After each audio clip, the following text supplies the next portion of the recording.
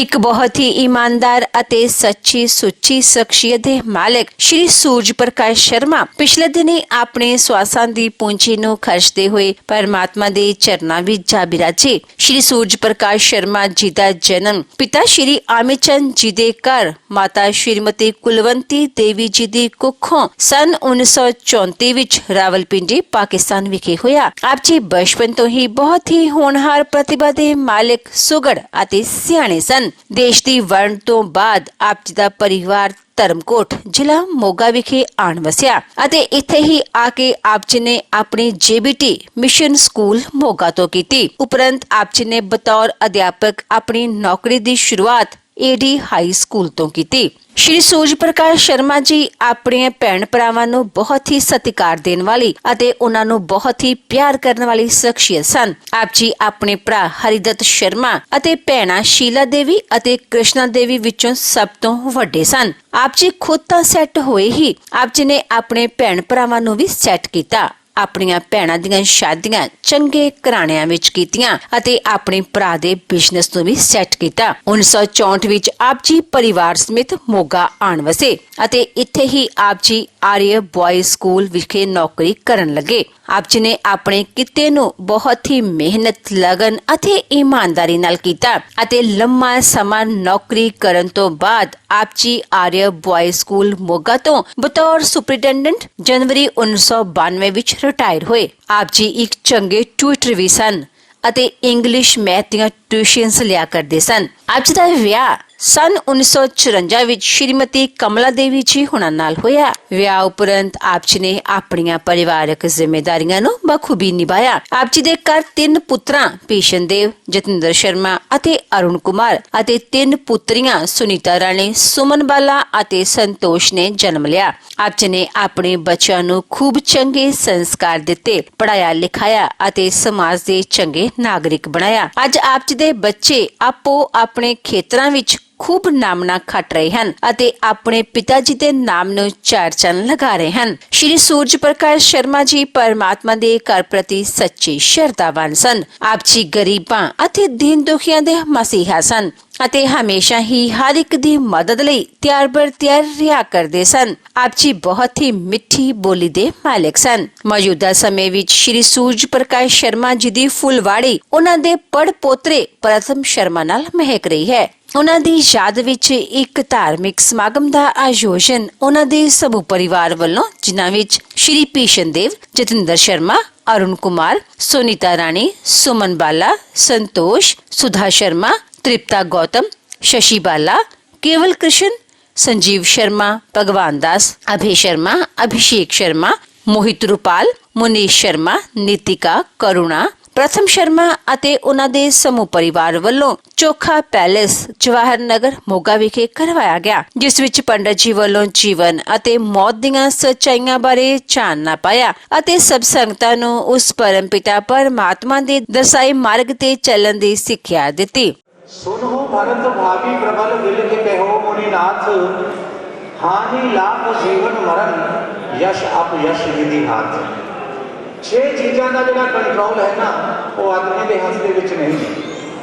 आप जिन्ना मर्जी उसको यत्न कर लीए, जिन्नी मर्जी असी कोशिश कर लीए, वो जड़ियाँ 6 चीज़ां है वो साडे हथ के विच नहीं है। और वो 6 चीज़ों के विचों सब तो पहले की होता है, हानि लाभ जीवन मरण यश अपयश विधि हाथ। ये सारा कुछ उस परमात्मा के हाथ के विच है। इस दे विच साडी मर्जी नहीं चल सकती, साडी इस दे विच रजा नहीं हो सकती। क्यों नहीं हो सकती भाई? क्योंकि ये परमात्मा के अधीन है। असी कई बार विचार करते हाँ, अजकल का साइंस प्रधान युग है और कुछ लोग, कई पढ़े लिखे लोग ਜਿਹੜੇ ਇਹਨਾਂ ਚੀਜ਼ਾਂ ਦੇ ਉੱਤੇ ਜ਼ਿਆਦਾ ਤਵੱਜੋ ਨਹੀਂ ਦਿੰਦੇ, ਪਰ ਆਉਣ ਵਾਲਾ ਜਿਹੜਾ ਸਮਾਂ ਹੈ ਉਹ ਇਹਨਾਂ ਨੂੰ ਤਵੱਜੋ ਦੇਣ ਵਾਸਤੇ ਮਜਬੂਰ ਕਰ ਦੇਵੇਗਾ। ਆਉਣ ਵਾਲਾ ਜਿਹੜਾ ਵਕਤ ਹੈ ਉਹ ਇਹਨਾਂ ਨੂੰ ਸੋਚਣ ਵਾਸਤੇ ਮਜਬੂਰ ਕਰੇਗਾ ਕਿ ਜੋ ਕੁਝ ਸਾਡੇ ਮਹਾਂਪੁਰਸ਼ ਕਹਿ ਕੇ ਗਏ ਹੈ, ਜੋ ਕੁਝ ਉਹਨਾਂ ਨੇ ਸਾਨੂੰ ਦੱਸਿਆ ਹੈ, ਉਹ ਗਲਤ ਨਹੀਂ ਹੈ। ਅੱਜ ਵੀ वेदां के उत्ते रिसर्च हो रही है। रिसर्च आप किस जगह पे करते हैं जिहदे विचों कुछ ना कुछ लभण की सानू गुंजाइश होंदी है। जिथे सानू पता कि इस मिट्टी के विचों सोना लभेगा उस जगह पर ही जिहड़े साइंसदान है टकरा मारते हैं, उस जगह पर ही पड़ताल करते हैं, किसी होर जगह पर पड़ताल नहीं करते। अज जे रिसर्च हो रही है तो किसकी हो रही है? वेदां की हो रही है।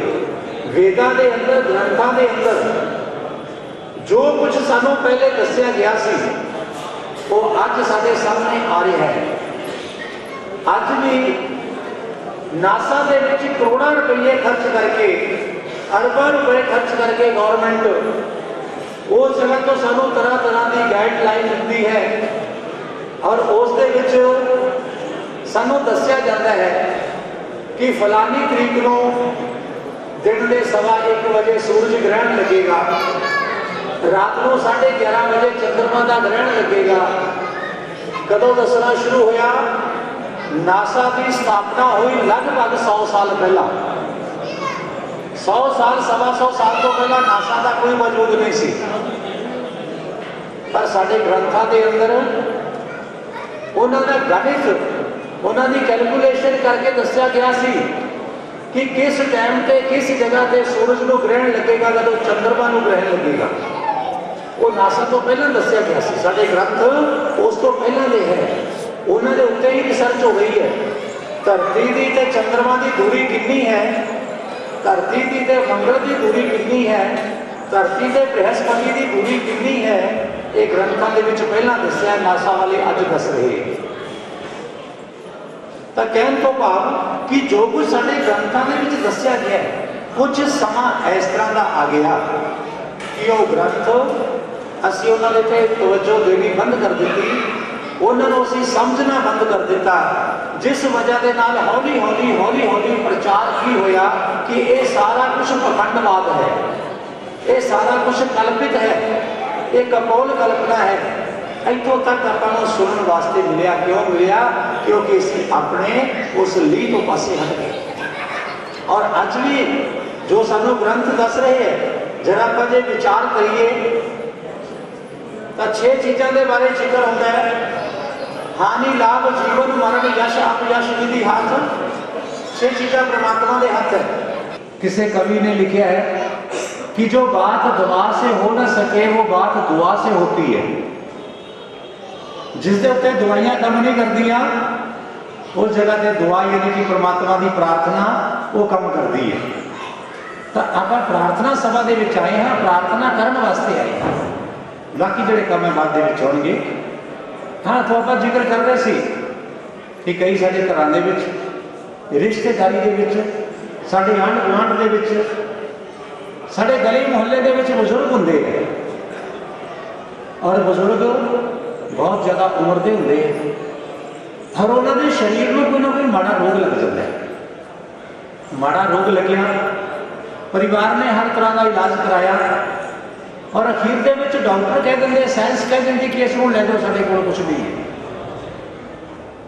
वो आदमी आप इन्ना कि ज़्यादा दुखी हो जाता है, जोड़ा बीमार है, शरीर के उत्ते जख्म हो जाते हैं, उठा नहीं जाता, बैठा नहीं जाता, खाधा नहीं जाता, पीता नहीं जाता, पासा नहीं लिया जाता, शरीर के विचों दुर्गंधी आनी शुरू हो जाती है और वो आदमी इन्ना कि ज़्यादा अपने शरीर को तो अपने आप को दुखी हो जाता है। वो हाथ जोड़ता दिन रात, परमात्मा मैनू इस जीवन तो मैनू मौत दे दे, मैनू इस जीवन तो मौत चंगी है, मौत दे दे। नहीं होंगी उसकी मौत। परिवार प्रार्थना करता है, मंदिरों के जाता है, गुरुद्वारों के जाता है, गौशाला के जाता है, पट्ठे पा के आता है, गीता सुनाते हैं, गुरबाणी सुनाते हैं कि परमात्मा इसको मुक्त कर दे, इस दुख तो इसका छुटकारा हो जाए। पर नहीं होता। क्यों नहीं होता? क्योंकि वो साडे हाथ दे विच नहीं है। जन्म साडे घरां दे विच बच्चे होंदे हैं, कईयां दे शादी होए 10 साल हो गए, कईयां दे 12 हो गए, कईयां दे 15 हो गए, पर उन्होंने संतान नहीं हुई, उन्होंने अगे बच्चा नहीं होया। साडे बच्चों के डॉक्टरों के कोल जाते हैं, वो कहते जी इन्होंने मेडिकली कोई प्रॉब्लम नहीं है, बिल्कुल दोनों ठीक है, नहीं अभी भी, फिर भी संतान नहीं हुई। माँ बाप कीर्तन से जाते हैं, मंदिर, गुरुद्वारे, गौशाला, धर्मशाला, पीर फकीर, बड़ी मसानी सब जगह से जाते हैं, पर फिर भी संतान नहीं हुई। क्यों नहीं हुई? जे साडे हथ दे विच हुंदी तां हुण नूं 10 सालां दे विच तां बहुत सारे बच्चे हो जाने सी। हानि लाभ जीवन मरण यश अपयश विधि हाथ, वो साडे हाथ दे विच नहीं है। मरण साडे हाथ दे विच नहीं है और जन्म साडे हाथ दे विच नहीं है। गुरबाणी भी इस उत्ते मोहर ला रही है, गुरबाणी इसका फरमान दे रही है, कल्ले आए नानका सद्दे ते उठ जाए। जिन्नी देर तक वो परमात्मा की रजा नहीं होंगी उन्ना चਿਰ ਅਸੀਂ दुनिया के विच लख यतन कर लीए, लख ਅਸੀਂ कोशिशा कर लीए, ਅਸੀਂ दुनिया च नहीं आ सकते। कोई बच्चा जन्म नहीं ले सकता, ਅਸੀਂ करोड़ों यतन करिए, सद्दे ते उठ जाए। जिन्नी देर तक वो नहीं बुलाएगा उन्नी देर तक ਅਸੀਂ दुनिया के विचों जांदे नहीं आ। गोलियां दे नाल शरीर शर्मी हो जाता है, शरीर के उत्तों भी कई बार वाइकल निकल जाते हैं, मरण के चांस ज़्यादा होंगे, बचत के घटन के बंदे के फिर प्राण नहीं निकलते, सही सलामत बच जाता है, कारण कि उस हजे बुलावा नहीं आया। तो 6 चीज़ां साडे हाथ दे विच नहीं है। हानि लाभ जीवन मरण यश अपयश विधि हाथ, ये सारा कुछ परमात्मा के हाथ दे विच है। तो भरत जी ने फिर भगवान गुरुदेव को प्रश्न किया कि गुरुदेव जदों ये 6 चीज़ां साडे हाथ दे विच है ही नहीं तो फिर साडे हाथ दे विच है की? साडे हाथ दे विच किहड़ी चीज़ है जिहदे वास्ते सानू प्रयास, सानू कोशिश, सानू यतन करना चाहिए है? तो गुरु वशिष्ठ जी कहने लगे, भरत इसका जिहड़ा साडे हाथ दे विच की है, साडे हाथ दे अंदर है केवल मात्र सिर्फ ते सिर्फ कर्म। कर्म साडे हाथ दे अंदर है और साडे हाथ के अंदर कुछ नहीं है। कर्म असी अपनी मर्जी के नाल कर सकते हाँ, कर्म करना साडा अपना अधिकार है। कर्म असी किस तरह का करना है? क्वेश्चन किसने किया, सवाल किसने पूछा सी? सवाल पूछा सी गुरुदेव वशिष्ठ जी तो भरत जी ने कि महाराज आदमी के हाथ के विच है कि? और उसका कदों जवाब मिलिया? गीता के अंदर भगवान श्री कृष्ण जी ने उसका जवाब दिता कि दिता कर्मण नैवाधिकारास्ते मां फलेषु कदाचन, कि है इंसान, है बंदे, तेरे हक दे विच केवल मात्र कर्म करना है, कर्म तू अपनी मर्जी का कर। उस तो के फिर सवाल पैदा हो गया और फिर वो सवाल किस तरह का पैदा होया कि भाई असी जिहड़ा कर्म करना है ये करना किस तरह का कर्म है, कर्म असी केड़ा करिए और केड़ा ना करिए? फिर उसका जवाब गुरबाणी के अंदर महाराज ने दिता बड़े सरल शब्दों के अंदर, बड़े सौखे तरीके के नाल उन्होंने सानू समझाया। सवाल किस जगह तो चलिया? त्रेता युग तो, कि आदमी के हाथ के विच की है? जवाब मिलिया कि कर्म। कदों जवाब मिलिया? द्वापर युग के अंदर। तो कर्म केड़ा करना है इसका जवाब कदों मिलिया? जदों कल युग के 5000 साल बीत गए, बाबा नानक देव जी आए और उन्होंने दसिया, गुरबाणी के अंदर फरमाया, गुरबाणी के अंदर जिक्र आया कि कर्म 2 तरह का है। भगवान श्री कृष्ण गीता के अंदर दस रहे हैं 2 तरह का कर्म, 2 तरह के आदमी, 2 तरह की नेचर। केड़े दस रहे हो? या निशा सर्व भूताना दस्य जागृति संयमी। वो कह रहे एक आदमी सुते हुए है और एक आदमी जागते है। जागन वाला कौन है तो सौन वाला कौन है? सुते होया ना मतलब ये नहीं गीता के अंदर आता कि वो कुंभकर्ण की तरह 6 महीने सौंदे सी ते 1 दिन जागते सी, नहीं। जिन्हों ने अपने आने का मकसद पहचान लिया, जिन्हों ने दुनिया के वल पिठ करके ममता त्याग दी, जिन्हों ने परोपकार के विच अपना जीवन ला दिता, जिन्हों ने अपना जन्म स्वार्थ नूं छड्ड के परमार्थ दे विच ला दिता, जिन्हों ने अपना जन्म अच्छाई वाले पासे ला दिता, वो जिहड़े प्राणी जाग रहे हैं। और जिहड़े प्राणियों ने मैं करते हुए हंकार दे विच आके दुनिया नूं तबाह करन दे बारे सोच लिया, दुनिया नूं बर्बाद करन दे बारे सोच लिया, अपने सुख वास्ते दूसरिਆਂ ਨੂੰ दुख देने का जिन्हों ने निश्चय कर लिया, अपनी इज्जत ਵਧਾਉਣ वास्ते दूसरिਆਂ का अपमान करना शुरू कर दिता, वो आदमी सुते हुए है। कई बार आप कर्मां दे उत्ते किंतु परंतु करते हैं कि ये कर्मां की थ्योरी ਨੂੰ ਲੈ ਕੇ पंडित पुजारी ग्रंथी ये रोई जाते हैं दुनिया कितों तक पहुँच गई। पर याद करो एक माँ के घर के विच दो बेटे जुड़वे पैदा हो जाते हैं, एक डॉक्टर बन जाता है, एक चोर बन जाता है, एक नेता बन जाता है, एक भीख मंगण लग पैंदा है, एक 5 साल की उम्र के परमात्मा को प्यारा हो जाता है, एक 95 साल तक जिंदा रहता है। तो फर्क कित्थे है? माँ ने जन्म भी इकट्ठियां नूं दिता, पालना पोषणा भी इकट्ठियां दी कीती, रोटी भी इकट्ठियां नूं खवाई, दुध भी इकट्ठियां नूं पियाया, शिक्षा दीक्षा वास्ते भी एको स्कूल दे विच भेजे, फिर इन्ना अंतर क्यों हो गया? एक बच्चा इदां दा कर्म करता है, माँ बाप सिर फकर दे नाल उच्चा कर लेंगे कि साडा बच्चा, असीं भी कहने कि साडे मुहल्ले दा बंदा, साडा सिर उच्चा हो जाता चंगे कर्मां दी वजह दे नाल। और दूसरा बेटा इदां दा कर्म करता है कि माँ बाप मूंह लुकाउंदे है ਉਹਦੇ बुरे कर्मां की वजह के नाल। तो ये की है? ये साढ़े पिछले जन्म का कर्म है। राजा धृतराष्ट्र ने विदुर जी को प्रश्न किया, महाराज मेरे 100 बेटे हैं, दुर्योधन सब तो दुष्ट है, मैं बाप होंदे हुए इसनूं डांटदा नहीं, राजा होंदे हुए इसनूं सजा नहीं दिंदा, की कारण है इसका? कहने लगे तेरा बेटा नहीं है, फिर ये तेरा पिछले जन्म का पाप है जो तेरा बेटा बन के इस जगह पे आया है। और जिन्नी देर तक तेरा सर्वनाश नहीं हो जाता, तेरे 100 के 100 बेटे नहीं मारे जाते, उन्ना चिर तेरा ही बेटा तेरा पाप खत्म नहीं होना, इसने मरना भी नहीं है।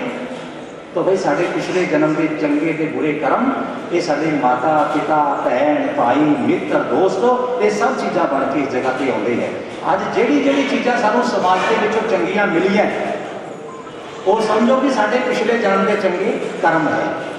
तो कर्म सानूं करने वास्ते परमात्मा ने भेजा है। तो गुरबाणी ने भी दस्या कि कह नेड़े कह दूर, असी परमात्मा के नेड़े जाने वाला कर्म भी इस मनुष्य शरीर के नाल कर सकते हैं और उस तो दूर जाने वाला भी कर्म कर सकते हैं।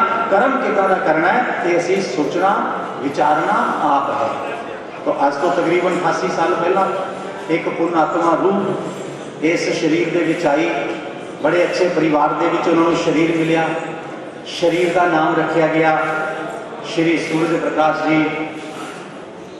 सूरज प्रकाश जी तो उन्होंने संबंध माता पिता के नाल एक बेटे का बनया, माँ बाप को चंगे विचार लगे, चंगे संस्कार ले, माता पिता ने एक अपने धर्म की पालना करके उन्होंने शिक्षा दी, उच्च शिक्षा दीक्षा दे के अच्छे पासे उन्होंने लाया, स्कूल दे विच उन्होंने जॉब की, बड़ी निष्कलंक बेदाग अपना जीवन उन्होंने उस जगह पर बतीत किया, सारिਆਂ ਦੇ ਨਾਲ मित्र दोस्तों वाला परिवार वाला उन्होंने विहार किया। चलते हुए हरि दत्त शर्मा जी के नाल भाई का रिश्ता बनया, उस भाई के रिश्ते की पालना की। शांति देवी जी के नाल एक जेठ का रिश्ता बनया, एक बाप और जेठ बड़े भाई, इसकी जो मर्यादा है उस उन्होंने अच्छी तरह के नाल निभाया। और भैन कृष्णा देवी जी के नाल एक भाई का जो रिश्ता है उस उन्होंने अच्छी तरह के नाल उसकी पालना की। चलते चलते कमला देवी जी के नाल एक पति का जीवन साथी का रिश्ता बनया, जीवन साथी का रिश्ता बना के संतान को जन्म दिता। संतान को जन्म देना ही एक माँ बाप का फर्ज नहीं है, संतान के अंदर चंगे गुण पैदा करने, संतान को चंगी शिक्षा देनी, संतान को चंगे संस्कार देने। देखो दो चीज़ें हैं, एक है शिक्षा और दूसरी है दीक्षा।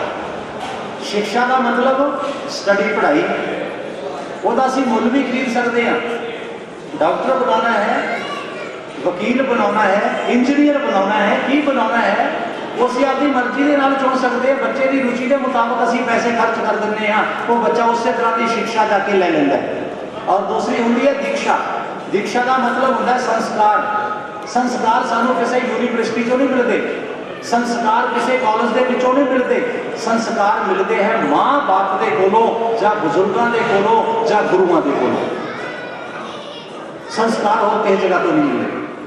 तो उन्होंने अपने बच्चों को माँ बाप वाले जो संस्कार है वो भी दिते, अपने बच्चों को शिक्षा भी दी और दीक्षा भी दी। और अपने बच्चे श्री भीष्म देव जी, जितेंद्र जी, अरुण जी, सुनीता देवी, सुमन वाला, संतोष बेटियां बेटियां जन्म दिता। चंगे संस्कार चंगे विचार देके अच्छे परिवारों के अंदर भीष्म देव जी का सुधा जी के नाल, जितेंद्र जी का त्रिपटा जी के नाल, अरुण जी का शशिवाला जी के नाल और बेटी सुनीता का केवल कृष्ण जी, सुमन वाला जी का संजीव शर्मा जी, संतोष जी का भगवान दास जी के नाल उन्होंने संबंध बनाया। बड़े अच्छे परिवारों के विच संबंध बनाए। अपनी नूहां नूं बेटियां वाला प्यार दिता, बेटियां वाला सत्कार दिता, बेटियां की तरह ही उन्होंने पालना की। और अपने दामाद और बेटे इन्होंने दोनों को एको ही नज़र के नाल उन्होंने देखा, इको जिहा सन्मान सत्कार, इको जिहे विचार सब नवां नूं दिते। चलते हुए अज तो 17 साल पहला माता कमला देवी जी जो अपनी जीवन यात्रा पूरी करके चले गए, तो उस तो बाद एक हाथ के नाल माँ की छां और दूसरे हाथ के नाल बाप का फर्ज, ये दोनों ने उन्होंने निभाया। 17 साल तक माँ और बाप दोनों का साया अपने संतान के उत्ते उन्होंने रखा। और आज ये संतान पोते पड़ोत्या वाले हो गए, भीषम जी, जितेंद्र जी पोत्या वाले भी हो गए होंगे, पर अज तक ये मुंडे से। जो सूर्य प्रकाश जी को शर्मा जी को पूछा जाता सी कित्थे सी तुसी, वड्डे मुंडे कोल। वड्डा मुंडा भी पोत्या वाला हो चुका है, वड्डे मुंडे कोल अज तक वो मुंडे सी। अज तो 12-13 दिन तक पहला तक वो मुंडे सी। जे बेटी को पूछा जाता सी किस जगह से है, किस जगह तो आ रहे हैं, बाप को पूछा जाता सी कुड़ी कोलों, मुंडे कोलों 70-70 65 साल के होके भी माँ बाप के सामने जोड़े बच्चे वो मुंडे ते कुड़ियां ही रहते हैं। अज उन्होंने वो जड़ा एक विरसा जो उन्होंने वो लफ्ज़ वो दोबारा इन्होंने सुनने वास्ते नहीं। अज एक पिता का साया चलिया गया, तो पिता के साए जाने के नाल एक बड़े अच्छे ससुर, बड़े अच्छे पड़दादा, बड़े अच्छे दादा इन्हों का चले जाना, बड़े अच्छे पिता का चले जाना, बड़े अच्छे एक समाज के विचों व्यक्ति का चले जाना, ये जोड़े घाटे कितने पूरे नहीं होया करते। पर उन्होंने यादां, उन्होंने विचार वो हमेशा साडे अंदर रहिंदे। तो अज तो बाद उन्होंने विचार, उन्होंने संस्कार परिवार के अंदर, समाज के अंदर रहेंगे। बहुत कुछ ना कहते हुए पंडित जी अपने 5 मिनट लिए श्रद्धांजलि देंगे और बहुत सारे शोक मते आए हैं, इन्हों के बारे में दस्या जाएगा। जो सज्जन इस जगह पर अपने श्रद्धा सुमन अर्पण करने वास्ते आए हैं, हाजरी लगवाने वास्ते आए हैं, उन्होंने भी धन्यवाद करना है। 5-7 मिनट समा जरूर लगेगा। तो इन शब्दों के नाल कि जीवात्मा का प्रभु चरणों के विच वास होवे। ओम शांति शांति शांति। उपस्थित भाइयों और बहनों, परम पूज्य बड़े ही विद्वान, भागवत रामायण गीता के ज्ञाता श्री पवन गौतम जी के द्वारा भी आप ज्ञान चर्चा सुन रहे थे। वास्तव में हमारे समाज में ऐसे समय को श्रद्धांजलि समारोह कह दिया जाता है। अधिकतर शब्दों में शोक सभा भी कह दिया जाता है, लेकिन शास्त्रों का कहना है, विद्वानों और महापुरुषों का कहना है, ये शोक सभा नहीं है। नहीं, जाने वाली जीवात्मा के कर्मों पर विचार विमर्श करने के बाद अपने जीवन के मार्ग को तय करने का रास्ता है। बहुत सी बातें जीवन में ऐसी हैं, मनुष्य शरीर होने के नाते हम सब जानते हैं, जायन्ते चिन्मयन्ते तेषां मन्नतो न विद्यते। सब जानते हैं जन्म के बाद मृत्यु अवश्यमेव है, इसे टाला नहीं जा सकता। अरे फिर किस बात का शोक, किस बात का शोक? विचार करने वाली बात तो ये है कि आज वो चला गया, कल वो गया था, परसों वो गया था, और न जाने कब मैं चला जाऊं। विचार करने वाली बात तो ये है। और जब ये पता है कि जातक से ही ध्रुवो मृत्यु ध्रुव जन्म मृत्यु सच है, ये दोनों ही बातें सत्य हैं, तो विचार करने वाली बात तो ये है। क्या करना चाहिए?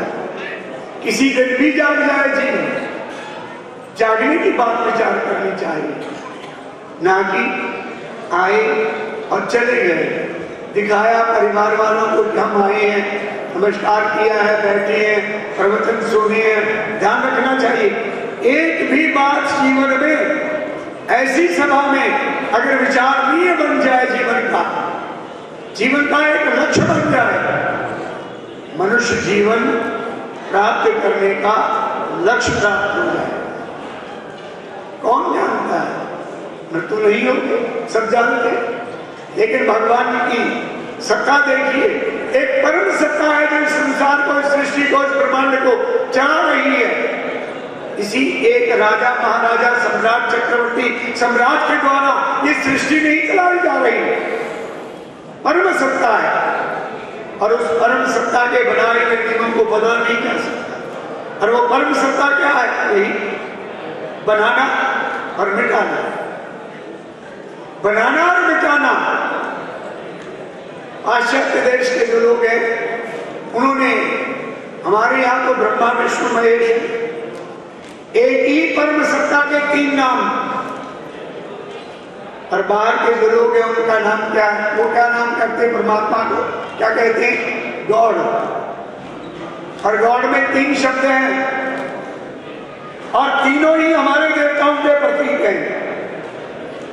जी O D, G for generate, पैदा करने वाला कौन? ब्रह्मा। ऑर्गेनाइज, ओ, पालन करने वाला कौन? विष्णु। और डी फॉर डेथ, इसको करने वाला कौन है? भगवान शिव, सदाशिव। अरे एक ही परम सत्ता की 3 ताकतें हैं, शक्तियां हैं, और वो उनका द्वारा, उनके द्वारा इस सृष्टि की सृजना करते हैं, पालन करते हैं और श्रृंगार करते हैं। अभी विचार करके देखिए, जिस दिन हमारे आपके अंग प्रत्यंग कार्य करना बंद कर देंगे, क्या आप, क्या हम, क्या हमारे परिवार के लोग, क्या हमारे मित्रगण हमें जीवित रखना चाहेंगे? हम स्वयं जीवित रहना चाहेंगे? नहीं। वो समय आने से पहले मुझे क्या करना चाहिए? श्रीमद् भागवत महापुराण का सबसे बड़ा एक ही श्लोक है, जायन्ते चिमरियन्ते, जन्म ले रहे हैं, मर रहे हैं, मैं जानता हूं, लेकिन एक बात बताइए, जिसकी मृत्यु अत्यंत निकट है उसे क्या करना चाहिए? क्या हमारा ये कर्तव्य नहीं कि हम इस बात पर विचार करें कि मृत्यु जिसकी निकट है उसे क्या करना चाहिए? सब कहते हैं परमात्मा का भजन करो, नाम जपो, गुरुवाणी भी कहते हैं, सारे धर्म ग्रंथ कहते हैं, लेकिन नाम जपना और करना है क्या? माला पकड़ करके नाम जपना नहीं है, याद रखना। अरे परमात्मा की स्मृति को, वाहिगुरु की स्मृति को, अल्लाह की स्मृति को किसी भी नाम से पुकार लीजिए, उसकी स्मृति को जीवन में बनाए रखना, यही भक्ति है। और भक्ति का दूसरा नाम हमारे यहाँ शास्त्रों में कहा गया है समर्पण। यदि हम किसी के प्रति समर्पित हो जाए, यही भक्ति है। मैंने मेरे बड़े ही आदरणीय सत्कार योग्य भाई साहब श्री सूर्य प्रकाश जी, जिनके साथ मैंने भी ग्वालियर स्कूल में थे, मैं स्नातक धर्म स्कूल में था, 34 वर्ष तक मैं 34 वर्ष तक मैंने सर्विस की है। जब हमारे स्कूल प्राइवेट स्कूल हुआ करते थे, बहुत कम तनख्वाह हुआ करती थी, हमारे जो साथी थे उन्होंने यूनियन बनाई, और यूनियन बनाने के बाद प्रत्येक यूनिट, प्रत्येक शहर, स्कूल, जिले में यूनिट बनाए। अब उसके लिए एक विचार करने वाली बात ये थी कि गवर्नमेंट के पैरेलल हमारे पे स्केल कैसे बने, क्या क्या कैसे कैसे हो। हम में से अगर हमारे गांव में, हमारे शहर में यदि 12 स्कूल हैं, तो उनमें से एक ही बात मेरे भाई साहब थे, सूर्य प्रकाश, जिनका सभी अध्यापक ज्ञान, टीचर ज्ञान, क्लर्क इत्यादि, मिनिस्ट्रियल साहब, सारे का सारा इतना सत्कार करता था, क्योंकि वो प्रत्येक बात से बड़ी अच्छी तरह परिचित थे। कहीं भी कोई भी बात होती, हमारी जो सेंटर की, जो पंजाब की जो कमेटी बनी थी, बड़े ही समझदार, सूझवान आदमी थे सारे, सरदार सिंह जी, शेर सिंह जी, रोपड़ वाले, और वो उनको बीच में किसको बिठा देते? सूर्य प्रकाश जी को। कि नहीं, ये समझते हैं सारी बात। अरे इतने विद्वान, इतने ज्ञाता, कहने को तो क्लर्क, कहने को तो सुपरिटेंडेंट स्कूल के, लेकिन इतनी इस बात की ज्ञान रखने वाले, किसी टीचर को किसी प्रकार की कोई प्रॉब्लम आ जानी, क्योंकि उसमें बहुत से ऐसे ही कई प्रॉब्लम थे। पेंशन कैसे लगेगी, कितनी बढ़ेगी, कितनी घटेगी, स्केल कैसे बनेगा, कैसे, ये सारी बातें। और उनको इतनी, और मुस्कुराते हुए, हंसते हुए, ये नहीं है कि कहाँ से आ गया, मेरे मत्थे पड़ गया, ना ना, दिन में चले जाओ, रात में चले जाओ, कभी चले जाओ, सदा मुस्कुराते रहते थे। आज भी जब उनका चित्र देखते हैं, कल के अखबार में ये छपा था और ये बैठे हुए हैं, ऐसा लगता है कि आज भी बैठे और मुस्कुरा रहे हैं, कभी नहीं। एक बात, दूसरी बात कह करके बात को समाप्त करूंगा, क्योंकि बहुत सारे विद्वान बोलने वाले होंगे भाई बहन। इनके विषय में मैं कहूँ, इनके तीनों पुत्र, तीनों पुत्रियां माता पिता के द्वारा संस्कृत महाराज श्री पवन कुमार जी ने बहुत पूर्ण व्याख्या के द्वारा ये बात समझा दिया। बार बार उस बात को रिपीट करना कोई विद्वता नहीं होती। मैं अपने प्रवचन को बढ़ाता चला जाऊं, ये विद्वता नहीं है। संक्षेप में जो बात कहना चाहता हूं वही कह करके समाप्त करूंगा अपनी बात को। क्या आज उनके पुत्रों का, उनके परिवार का समाज में कितना बड़ा योगदान है, मैं निगाह दौड़ा रहा हूं, देख रहा हूं। प्रत्येक राजनीतिक पार्टी के मुखिया बैठे हुए, प्रत्येक राजनीतिक पार्टी का वर्कर बैठा हुआ है, प्रत्येक सामाजिक धार्मिक संस्थाओं के मुखिया बैठे हुए हैं। अच्छा बताइए इसका कारण क्या है? क्या हमारे भाई साहब की कारण है? अरे नहीं, उन्होंने जो अपने बच्चों को संस्कार दिए और उनके बच्चों में जो अपने पिता के गुण हैं, माता के गुण हैं बेटियों में, उनके कारण आप सभा है, शोक सभा नहीं। मैं कहूंगा इन बच्चों को आप अपना आशीर्वाद दीजिए। जितने भी बैठे हैं, किस किस का नाम लूं मैं, मेरे लिए सभी सम्माननीय है, तो इनको आशीर्वाद दीजिए कि अपने पिता के पत्नियों पर चल करके समाज में उनका नाम रोशन करें, अपना नाम रोशन करें, अपना जीवन सफल करें। मेरे बहनों और भाइयों, मैं अंत में एक ही प्रार्थना करूंगा कि ऐसी सभा में बातें करना छोड़ करके चिंतन किया कीजिए। चिंतन करने से ही जीवन सफल होगा। अधिक न कह करके अंत में दिवंगत आत्मा के प्रति अपनी श्रद्धांजलि अर्पित करूंगा और आप सबसे भी यही प्रार्थना करूंगा कि मन ही मन प्रभु के चरणों में प्रार्थना कीजिए कि भगवान उन्हें अपने चरणों में स्थान दे, क्योंकि ऐसी पुण्यात्मा परमात्मा में लीन होने के अतिरिक्त और कहीं किसी दूसरे जन्म में जा ही नहीं सकती। ओम शांति शांति। बहुत ही सत्कारयोग परम पूज्य श्री सूरज प्रकाश जी शर्मा जी ਦੇ ਅੰਤਮ ਅਰਦਾਸ ਦੇ ਵਿੱਚ ਪਾਕ ਤੇ ਪਵਿੱਤਰ श्री गरुड़ पुराण जी की कथा दे विच विछड़ी हुई रूह नूं शरधा दे फुल भेंट करना है। बहुत ही सत्कारयोग डॉक्टर हरजोत कमल जी MLA मोगा, बहुत ही सत्कारयोग एडवोकेट सरदार बरजिंदर सिंह जी बराड़, हलका इंचार्ज श्रोमणी अकाली दल मोगा, बहुत ही सत्कारयोग सरदार नवदीप सिंह जी संघा, इंचार्ज आम आदमी पार्टी, बहुत ही सत्कारयोग Shri Vinod Bansal ji chairman improvement trust Moga, advocate Dharampal Singh ji, सपुत्र सरदार महेश इंदर सिंह जी साबका MLA, सरदार सुरजीत सिंह जी गगड़ा सीनियर आगू CPM,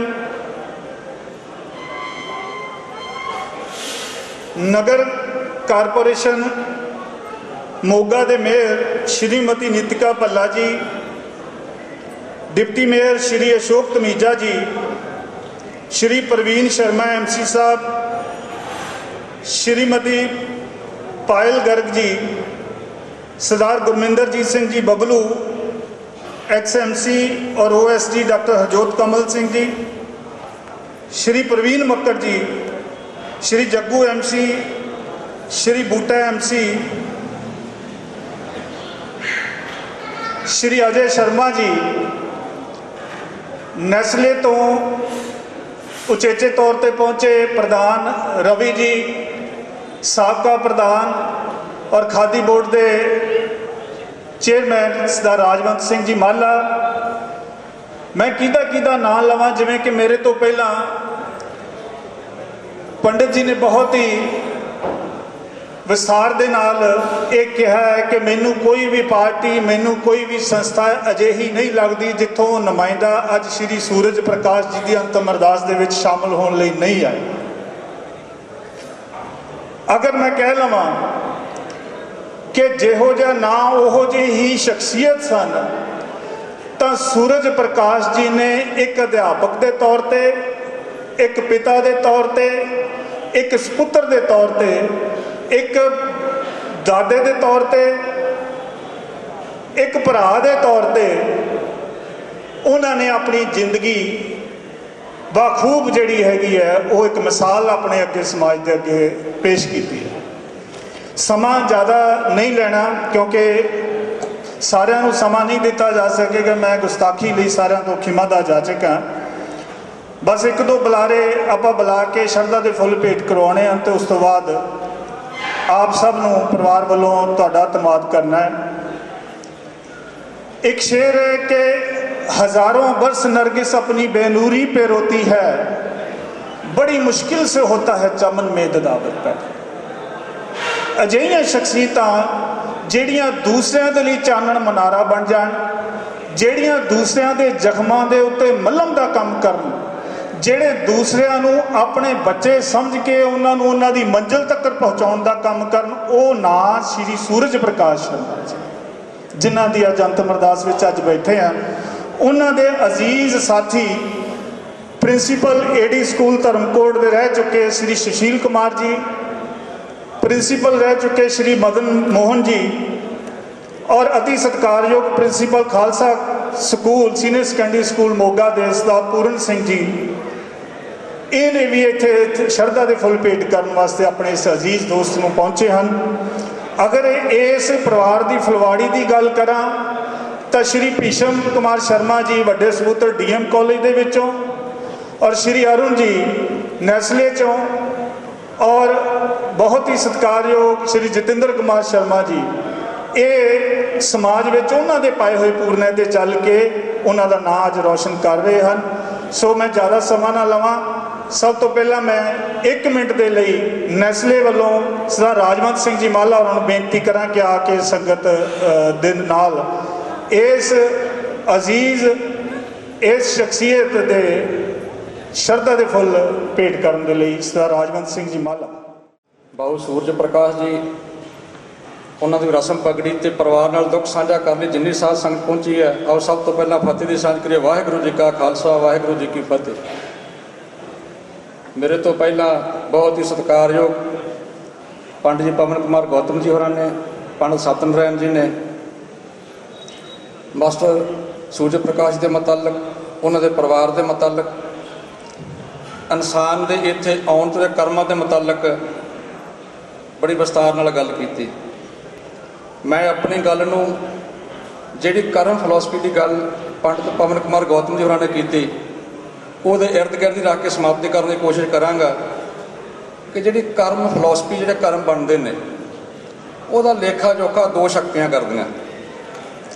एक शक्ति अकाल पुरख वाहिगुरू परमात्मा प्रभु आप आ, जिहड़ी असीम है, जिन्हों असीं देख नहीं सकते, ਉਹਦੀ सीमा कोई नहीं। एक शक्ति है लोक शक्ति, जिहड़े आपां सारे लोग बैठे, एक लेखा जोखा ये शक्ति भी करदी।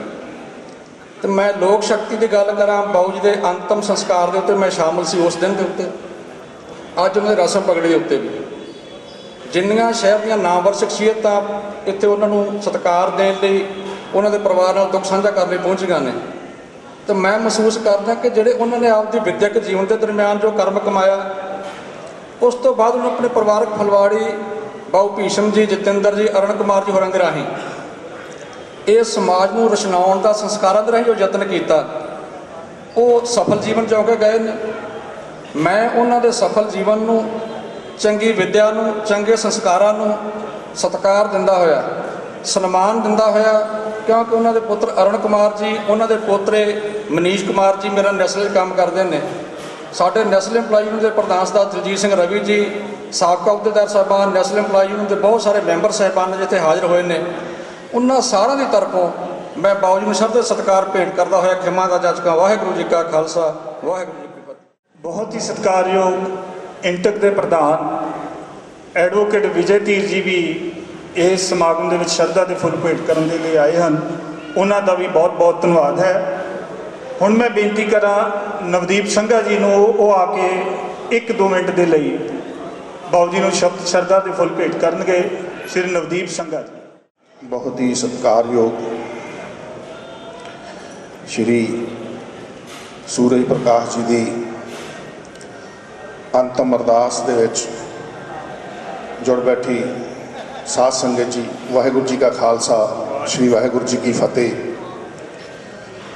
ਮੇਰੇ ਤੋਂ ਪਹਿਲਾਂ ਬੋਲਦਿਆਂ ਸਾਰੇ ਸਤਿਕਾਰਯੋਗ ਬੁਲਾਰਿਆਂ ਨੇ ਔਰ ਪੰਡਤ ਜੀ ਨੇ ਪਰਿਵਾਰ ਦੇ ਬਾਰੇ ਬੜੇ ਵਿਸਥਾਰ ਦੇ ਨਾਲ ਦੱਸਿਆ। ਮੈਨੂੰ ਲੱਗਦਾ ਹੈ ਕਿ ਇਸ ਤਰ੍ਹਾਂ ਦੀ ਸ਼ਖਸੀਅਤ ਜਦੋਂ ਇਸ ਦੁਨੀਆ ਤੋਂ ਜਾਂਦੀ ਹੈ ਤਾਂ ਉਹਨਾਂ ਦੀ ਜਿਹੜੀ ਇੱਕ ਸ਼ੋਕ ਸਭਾ ਹੈ, ਉਹਦੇ ਵਿੱਚ ਵੀ ਮੈਂ ਸਮਝਦਾ ਕਿ ਇੱਕ ਵਿਚਾਰ ਸਭਾ ਬਣ ਜਾਂਦੀ ਹੈ। ਅੱਜ ਇੰਨੀ ਪਰਿਵਾਰ ਦੇ ਵਿੱਚ ਇੰਨਾ ਪਿਆਰ ਸੀਗਾ ਕਿ ਉਹ ਆਪਦਾ ਜਿਹੜਾ ਵਧੀਆ ਜੀਵਨ ਬਤੀਤ ਕਰਕੇ ਗਏ ਹੈ। ਅੱਜ ਦੀ ਸੋਸਾਇਟੀ ਦੀ ਗੱਲ ਕਰੀਏ, ਹਾਲਾਤਾਂ ਦੀ ਗੱਲ ਕਰੀਏ ਤਾਂ ਕਾਫੀ ਇੱਥੇ ਰਾਜਨੀਤਿਕ ਹਸਤੀਆਂ ਬੈਠੀਆਂ ਔਰ ਨੁਮਾਇੰਦੇ ਵੀ ਬੈਠੇ ਆ। ਬਹੁਤ ਵਾਰੀ ਆਪਾਂ ਨੂੰ ਕਈ ਵਾਰੀ ਪਰਿਵਾਰਾਂ ਦੇ ਵਿੱਚ ਲੜਾਈ ਝਗੜੇ ਨਿਪਟਾਉਣ ਜਾਣਾ ਪੈਂਦਾ ਹੈ ਔਰ ਅੱਜ ਦੇ ਸਮਾਜ ਦੀ ਇਹ ਸੱਚਾਈ ਹੈ। ਕਈ ਥਾਵਾਂ 'ਤੇ ਹਾਲਾਤ ਇਹੋ ਜਿਹੇ ਹੁੰਦੇ ਆ ਕਿ ਮਨ ਭਰ ਆਉਂਦਾ ਜਦੋਂ 2 ਭਰਾ ਜਾਂ 3 ਭਰਾ ਪਰਚੀਆਂ ਪਾਉਂਦੇ ਮਾਂ-ਬਾਪ ਦੇ ਲਈ ਵੀ 2 ਮਹੀਨੇ ਮੇਰੇ ਨਾਲ, 3 ਮਹੀਨੇ ਮੇਰੇ ਨਾਲ ਰਹੋ। ਇਹ ਸੱਚਾਈ ਅੱਜ ਦੀ ਹਾਲਾਤ ਨੇ। ਤੇ ਬਹੁਤ ਸੱਚਾਈ ਇਹ ਵੀ ਗੱਲ ਦੀ ਹੈ ਕਿ ਸਤਿਕਾਰਯੋਗ ਮਾਤਾਵਾਂ ਵੀ ਬੈਠੀਆਂ ਕਿ ਮੈਨੂੰ ਗੱਲ ਯਾਦ ਆਉਂਦੀ ਹੈ ਕਿ ਛੋਟੇ ਹੁੰਦੇ 2 ਭਾਈ ਲੜਦੇ ਆ, ਮਾਂ ਮੇਰੀ ਆ, ਮਾਂ ਮੇਰੀ ਆ, ਤੇ ਲੜਦੇ ਵੱਡੇ ਹੋ ਕੇ ਵੀ ਆ, ਬਸ ਬੋਲ ਬਦਲ ਜਾਂਦੇ ਆ, ਮਾਂ ਤੇਰੀ ਆ, ਮਾਂ ਤੇਰੀ ਆ। ਇਹ ਅੱਜ ਦੀ ਸੋਸਾਇਟੀ ਦੀ, ਸਮਾਜ ਦੀ ਜਿਹੜੀ ਇੱਕ ਸੱਚਾਈ ਬਣ ਚੁੱਕੀ ਹੈ। ਮੈਂ ਸਮਝਦਾ ਕਿ ਜੇ ਇਸ ਤਰ੍ਹਾਂ ਦੇ ਸ਼ੋਕ ਸਭਾ ਤੋਂ ਸੱਚੀ ਸੁੱਚੀ ਸ਼ਰਧਾਂਜਲੀ ਸੂਰਜ ਪ੍ਰਕਾਸ਼ ਜੀ ਨੂੰ ਇਹੀ ਹੋਊਗੀ ਕਿ ਉਹਨਾਂ ਦੇ ਪਰਿਵਾਰ ਤੋਂ, ਉਹਨਾਂ ਦੇ ਦਿੱਤੇ ਹੋਏ ਸੰਸਕਾਰ ਤੋਂ ਆਪਾਂ ਸਾਰੇ ਸੇਧ ਲਈਏ ਔਰ ਇਸ ਸਮਾਜ ਦੇ ਵਿੱਚ ਕੁਛ ਨਾ ਕੁਛ ਚੰਗਾ ਕਰ ਸਕੀਏ। ਸਾਰਿਆਂ ਨੂੰ ਵਾਹਿਗੁਰੂ ਜੀ ਕਾ ਖਾਲਸਾ, ਵਾਹਿਗੁਰੂ ਜੀ ਕੀ ਫਤਿਹ। ਬਾਊ ਸੂਰਜ ਪ੍ਰਕਾਸ਼ ਸ਼ਰਮਾ ਜੀ, ਜਿਵੇਂ ਕਿ ਪਹਿਲਾਂ ਦੱਸ ਹੀ ਚੁੱਕੇ ਹਾਂ ਕਿ ਉਹ ਆਪਣਾ ਜੀਵਨ ਸਫਲ ਕਰਕੇ ਗਏ ਹਨ। ਉਹਨਾਂ ਦੇ ਲਾਏ ਹੋਏ ਬੂਟਿਆਂ ਨੇ ਜਿੱਥੇ ਪੰਜਾਬ ਔਰ ਵਿਸ਼ਵ ਪੱਧਰ ਦੇ ਉੱਤੇ ਨਾਂ ਕਮਾਇਆ, ਇਹ ਆਪਣੇ ਆਪ ਦੇ ਵਿੱਚ ਇੱਕ ਬਹੁਤ ਵੱਡੀ ਉਹਨਾਂ ਨੂੰ ਸ਼ਰਧਾਂਜਲੀ ਹੈ। ਬਹੁਤ ਸਾਰੀਆਂ ਸ਼ਖਸੀਅਤਾਂ ਵੱਲੋਂ ਸ਼ੋਕ ਮਤੇ ਪਏ ਆਏ ਹਨ, ਉਹ ਸਾਰਿਆਂ ਦਾ ਤਹਿ ਦਿਲੋਂ ਧੰਨਵਾਦ ਕਰਦੇ ਹਾਂ। ਸਰਦਾਰ ਸੀਤਲ ਸਿੰਘ ਸਾਬਕਾ MLA ਔਰ ਸਾਬਕਾ ਸੰਸਦੀ ਸਕੱਤਰ ਪੰਜਾਬ, ਉਹ ਵੀ ਬਾਊ ਜੀ ਦੇ ਸ਼ਾਗਿਰਦ ਸਨ। ਸਾਡਾ ਜਿਹੜਾ ਪਰਿਵਾਰ ਹੈ, ਇਹ ਪਰਿਵਾਰ ਵੱਖਰਾ ਪਰਿਵਾਰ ਨਹੀਂ, ਅਸੀਂ ਇੱਕ ਹੈ, ਕਿਉਂਕਿ ਇਹਨਾਂ ਨੇ ਉਹਨਾਂ ਨੂੰ ਆਪਣੇ ਭੀਸ਼ਮ ਜੀ ਹੋਣਾ ਵਾਂਗੂ ਉਹਨਾਂ ਨੂੰ ਆਪਦੇ ਬੱਚਿਆਂ ਵਾਂਗ ਹੀ ਪਿਆਰ ਦਿੱਤਾ। ਬਹੁਤ ਸਾਰੀਆਂ ਮਾਇਨਾਤ ਸ਼ਖਸੀਅਤਾਂ ਇਹਨਾਂ ਨੇ, ਬਾਊ ਜੀ ਹੋਣਾ ਨੇ ਮੰਜ਼ਿਲ ਤੱਕ ਲੈ ਕੇ ਗਏ। ਇਸ ਦੇ ਲਈ ਇਹਨਾਂ ਨੂੰ ਸਿਜਦਾ ਹੈ। ਇਸ ਪਰਿਵਾਰ ਦੀ ਜੇ ਆਪਾਂ ਗੱਲ ਕਰੀਏ ਤੇ ਧੀਆਂ ਜਿਹੜੀਆਂ, ਧੀਆਂ ਦੇ ਵਿੱਚ ਵੀ ਇਸ ਪਰਿਵਾਰ ਨੇ, ਬਾਊ ਜੀ ਹੋਣਾ ਨੇ ਫਰਕ ਨਹੀਂ ਸਮਝਿਆ। ਜਿੱਦਾਂ ਇਹਨਾਂ ਨੇ ਆਪਣੇ ਪੁੱਤਰਾਂ ਨੂੰ ਸਟੈਂਡ ਕੀਤਾ, ਉਵੇਂ ਇਹਨਾਂ ਨੇ ਆਪਣੀਆਂ ਧੀਆਂ ਨੂੰ ਵੀ ਸਟੈਂਡ ਕੀਤਾ, ਜਿਨ੍ਹਾਂ ਵਿੱਚੋਂ ਇੱਕ ਬੇਟੀ ਅੱਜ ਸਟੇਟ ਬੈਂਕ ਆਫ ਇੰਡੀਆ ਮੈਨੇਜਰ ਚੰਡੀਗੜ੍ਹ,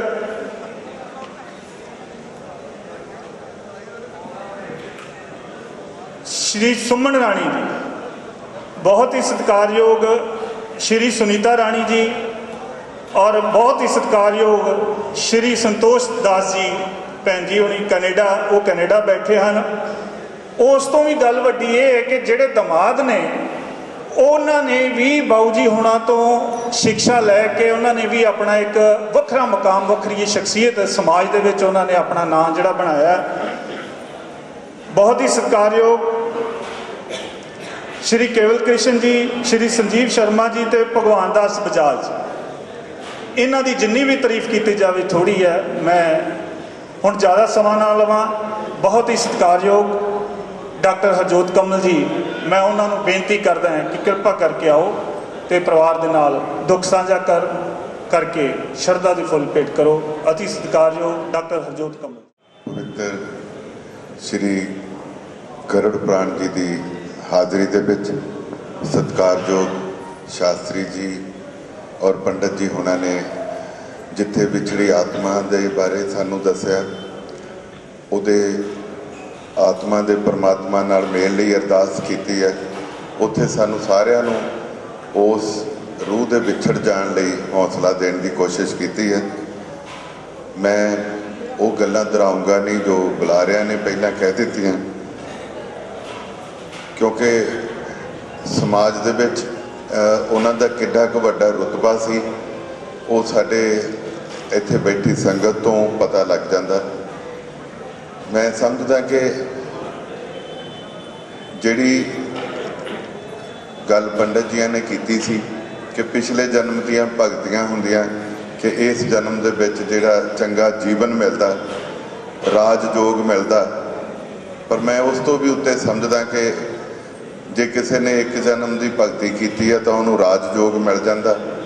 जे किसी ने बहुत ही ज़्यादा भगती की है तो उन्होंने यह जिहा जीवन मिलता कि इस जीवन के विच भी वो इन्नी एक भगती कर जाता कि वो अगले जीवन सवारे जाते हैं, जिहदे ते परमात्मा बहुत ज़्यादा कृपा कर दिंदा, उन्होंने वो मैडिकल या टीचिंग प्रोफैशन दे विच पाउंदा। असीं सारे अपने अपने कित्तियां नाल वाबस्ता जुड़े हुए हैं, असीं अपनी उपजीविका लई जुड़े हुए हैं, पर यह वो प्रभु निर्धारित करता कि असीं इस जन्म दे विच किस तरह के काम करने हैं कि असीं अगला जन्म भी साडा सौखा रहे। सो साडे बड़े सत्कारत बाऊ जी सूरज प्रकाश जी, उन्होंने अपना सारा जीवन सिक्ख्या खेत्र दे नाल जोड़ के, जिथे बहुत सारे अपने शागिर्द पैदा किए, बहुत सारे लोगों नूं इस प्रोफैशन तो चंगी सेध दी, उत्थे ही मैं समझदा कि उन्होंने चंगी नीत ते चंगी नीति सी कि उन्होंने बच्चे भी अज इस मुकाम तक इस तरीके नाल पहुँचे कि उन्होंने भी रुतबा और उन्होंने भी मान इज्जत उस तरह ही बनया होया। मेरे नाल मेरे मेयर साहब, मेरे बहुत सारे MC साहबान इस शोक सभा दे विच शरधा दे फुल भेंट करन आए हुए हैं, उन्होंने वालों भी मैं हाज़री लवाना। और खास तौर पर साडे मेरे वड्डे भरा सीनियर डिप्टी मेयर साडे प्रवीण पीना जी, जिहड़े बाऊ सूरज प्रकाश जी के बेटे अरुण जी के नाल कुड़माचारी भी है उन्होंने वालों भी मैं इस परिवार के नाल दुख साझा करता।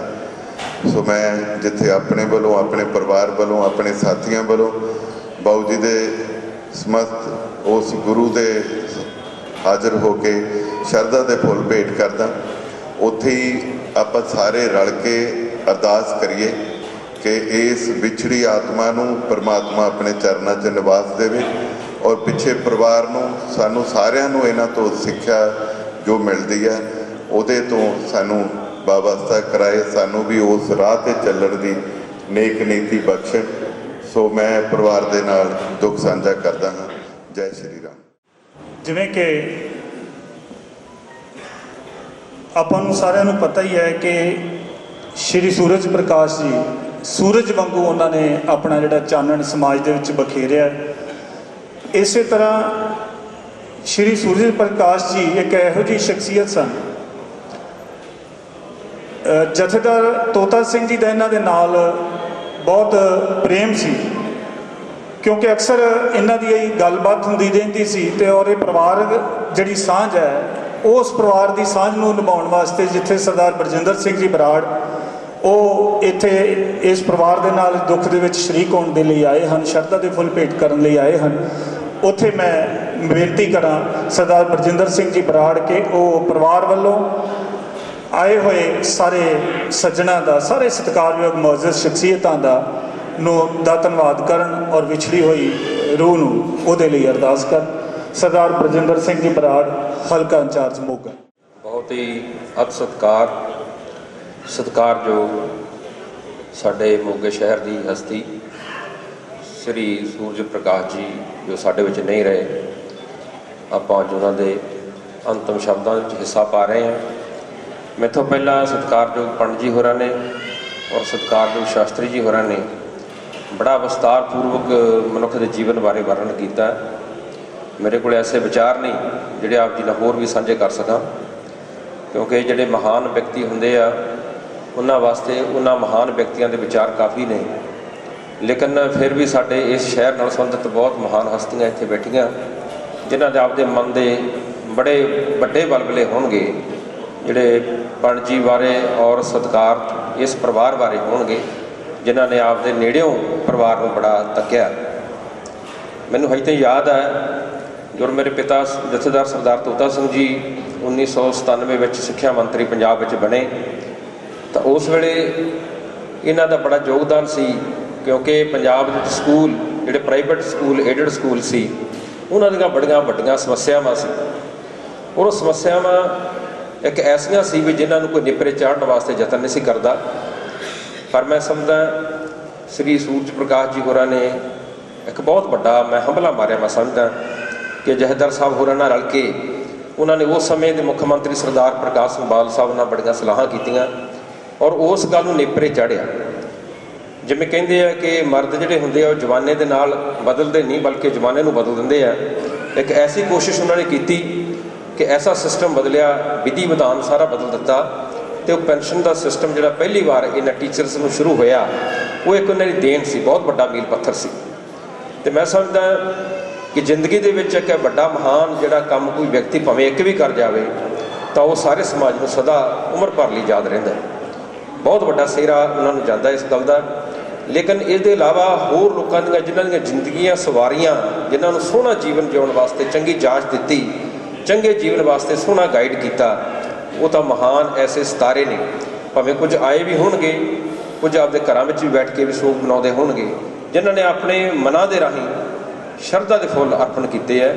ਔਰ ਮੈਂ ਸਮਝਦਾ ਸ਼ਰਮਾ ਪਰਿਵਾਰ ਵਾਸਤੇ, ਸ਼ਰਮਾ ਜੀ ਹੋਰਾਂ ਵਾਸਤੇ, ਸਤਿਕਾਰਤ ਹਸਤੀ ਵਾਸਤੇ ਆਪਣੇ ਅਣਮੁੱਲੇ ਜਿਹੜੇ ਬਚਨ ਔਰ ਨਾਲ ਸਮਾਂ ਕੱਢਿਆ। ਅਤੇ ਮੈਂ ਵੀ ਆਪਣੇ ਵੱਲੋਂ ਔਰ ਆਪਣੇ ਪਿਤਾ ਜਥੇਦਾਰ ਸਰਦਾਰ ਤੋਤਾ ਸਿੰਘ ਜੀ ਵੱਲੋਂ, ਬਲਕਿ ਸਮੂਹ ਸਾਡੇ ਸ਼੍ਰੋਮਣੀ ਅਕਾਲੀ ਦਲ ਦੇ ਜਿੰਨੇ ਵੀ ਜਥੇਬੰਦੀ ਜਾਂ ਪਿਆਰ ਕਰਨ ਵਾਲੇ ਸੱਜਣ ਬੈਠੇ ਵੀ ਹੈ ਔਰ ਸ਼ਹਿਰ ਵਿੱਚ ਜਿਹੜੇ ਇਹਨਾਂ ਦੇ ਨਾਲ ਜੁੜੇ ਰਹੇ ਇਸ ਪਰਿਵਾਰ ਦੇ ਨਾਲ, ਉਹਨਾਂ ਵੱਲੋਂ ਵੀ ਸ਼ਰਧਾ ਦੇ ਫੁੱਲ ਅਰਪਣ ਕਰਦਾ। ਕਿਉਂਕਿ ਮੇਰੇ ਵੀਰ ਰਾਜਵਿੰਦਰ ਜੀ ਹੋਰਾਂ ਨੇ ਬੜਾ ਵਿਸਥਾਰਪੂਰਵਕ ਇਹ ਗੱਲਾਂ ਕੀਤੀਆਂ ਔਰ ਸਾਡੀ ਭੈਣ ਰਾਗਨੀ ਜੀ ਜਿਹੜੇ ਪ੍ਰਿੰਸੀਪਲ ਨੇ SGPC ਸਕੂਲ ਦੇ, ਜਿਹੜੇ ਕਿ ਆਪਦੇ ਵੱਲੋਂ ਟਰੋਲੀ ਭਾਈ ਵਿਖੇ ਸੇਵਾਵਾਂ ਵੀ ਨਿਭਾ ਰਹੇ ਆ ਔਰ ਸਮੇਂ-ਸਮੇਂ ਸਾਡੀਆਂ ਗੱਲਾਂ ਹੁੰਦੀਆਂ ਰਹਿੰਦੀਆਂ। ਪਰਿਵਾਰ ਦੀਆਂ ਤੰਦਾਂ ਮੈਂ ਸਮਝਦਾ ਕਿ ਸਾਡੇ ਬਜ਼ੁਰਗਾਂ ਤੱਕ ਸੀਮਤ ਨਹੀਂ, ਗਾਂਹ ਬੱਚਿਆਂ ਤੱਕ ਵੀ ਆ ਗਈਆਂ ਔਰ ਅਸੀਂ ਕੋਸ਼ਿਸ਼ ਕਰਾਂਗੇ ਵੀ ਸਾਡੇ ਗਾਂਹ ਵਾਲੇ ਬੱਚੇ ਵੀ ਇਸੇ ਤਰ੍ਹਾਂ ਵਰਤਦੇ ਰਹਿਣ, ਇੱਕ ਸਮਾਜ ਸੋਹਣਾ ਸਾਡੇ ਸ਼ਹਿਰ ਦਾ ਬਣਿਆ ਰਹੇ। ਮੈਂ ਆਪਣੇ ਵੱਲੋਂ ਆਈਆਂ ਹੋਈਆਂ ਸੰਗਤਾਂ ਦਾ ਤਹਿ ਦਿਲੋਂ ਧੰਨਵਾਦ ਕਰਦਾ, ਪਰਿਵਾਰ ਵੱਲੋਂ ਵੀ ਔਰ ਆਪਣੇ ਵੱਲੋਂ ਵੀ ਔਰ ਸਾਰੇ ਅਸੀਂ ਇਕੱਠੇ ਪਰਿਵਾਰਕ ਮੈਂਬਰਾਂ ਵੱਲੋਂ ਵੀ ਇਕੱਠਾ ਸਮੂਹ ਪਰਿਵਾਰ ਹੈ। ਔਰ ਮੈਂ ਜਿੱਥੇ ਧੰਨਵਾਦ ਕਰਦਾ ਕਿ ਵਿਛੜੀ ਹੋਈ ਰੂਹ ਨੂੰ ਆਪ ਸ਼ਰਧਾ ਦੇ ਫੁੱਲ ਅਰਪਣ ਕਰਨ ਵਾਸਤੇ ਪਹੁੰਚੇ ਹੋ, ਆਪ ਜੀ ਕੀਮਤੀ ਸਮਾਂ ਕੱਢਿਆ।